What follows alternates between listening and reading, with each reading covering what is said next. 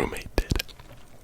So, if you remember, my sister actually got married a couple months ago, prime COVID, like right at the beginning of quarantine.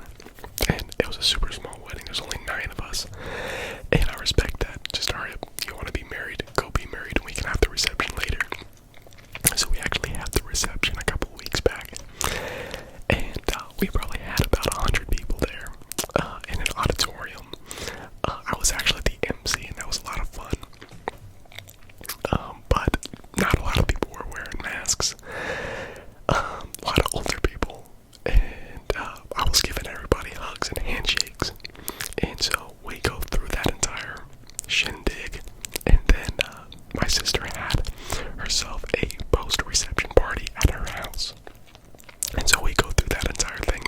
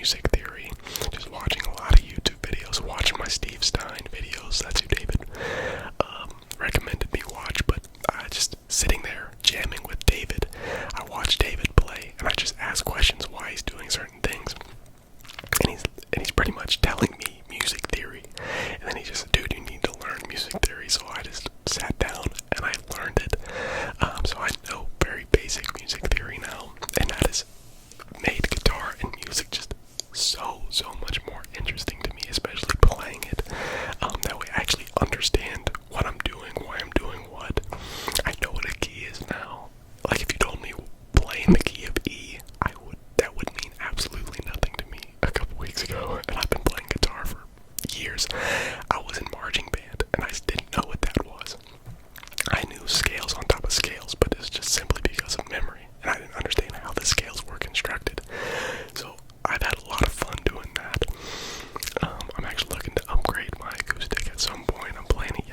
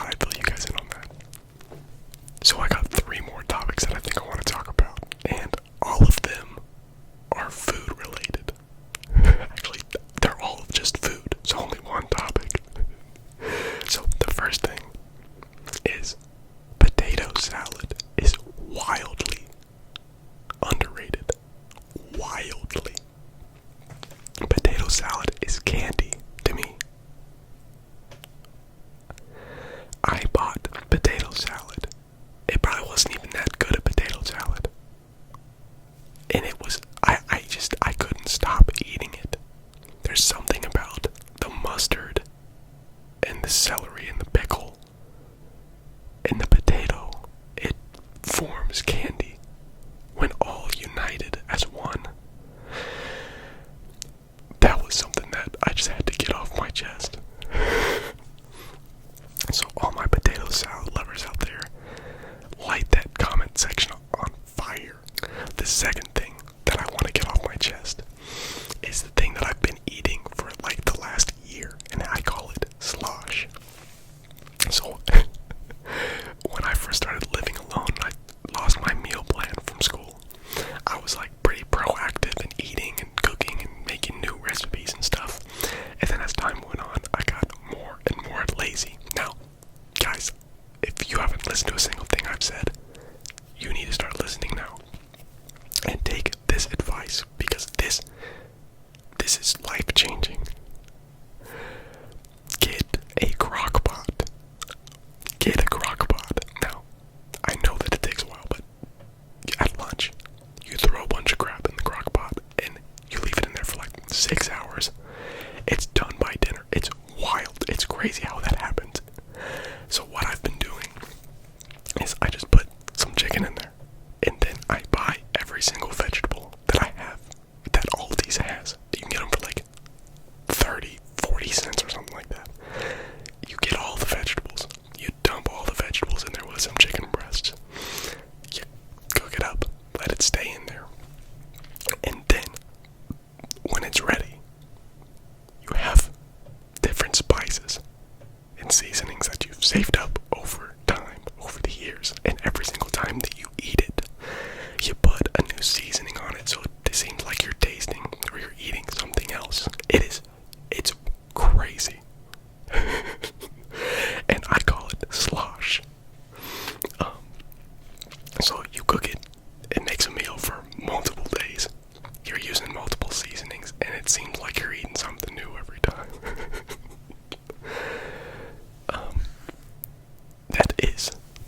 That is for anybody to use, except I got that patent on the title slosh. So yes, go take advantage of that. The final thing,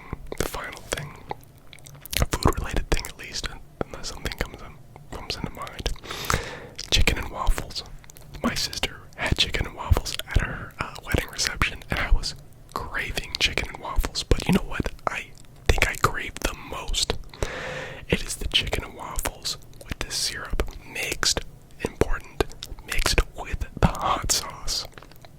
If you mix it with the hot sauce, something happens chemically. Some of you chemists out here can maybe explain it to me, but when you mix that syrup with that red hot sauce, put it on that fluffy waffle and a breaded chicken breast, it's like heaven on earth.